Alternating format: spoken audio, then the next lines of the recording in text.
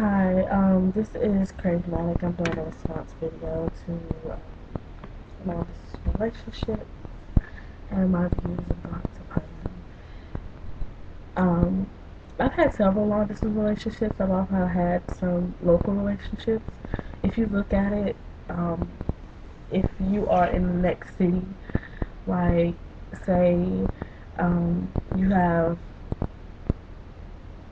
if your relation, if you are, I'm in North Carolina, and say I'm in Charlotte and my significant other, my partner, she's in Greensboro. That's a long distance relationship. I mean, that's an hour drive, or hour train ride. That's a long distance relationship. It wouldn't. Some people might say, "Oh, that's not long distance," but it is because of the simple fact that um, there's a amount of distance. If you're not in the same city, it's long distance. So I've been in a lot of long distance relationships. I don't knock them, um, because I do have enough commitment and communication and dedication to that person. And I think that's what it takes to have a long distance relationship. You can't ever stop the effort effect. Once you stop the effort effect, then there are issues that come up. Like, um, is that person out seeing someone else? Can you trust that person? Do they actually care for you like you care for them? Um, is this just all a fake facade? You just look at like more than one thing, more than one area.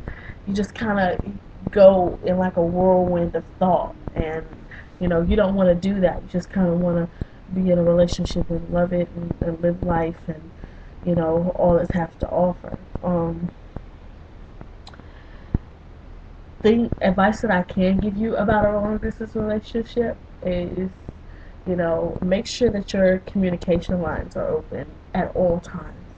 If there's a problem, if there's an issue, to talk about it, because a lot of your time is going to be spent on the phone. The person that I am getting to know now, um, we spend on the phone upwards of about 6 to 7 hours daily. Sometimes longer than that on the phone, because we don't get to see each other every day. We're not living in the same house, or we're not living in the same city. So the phone is a great communication tool.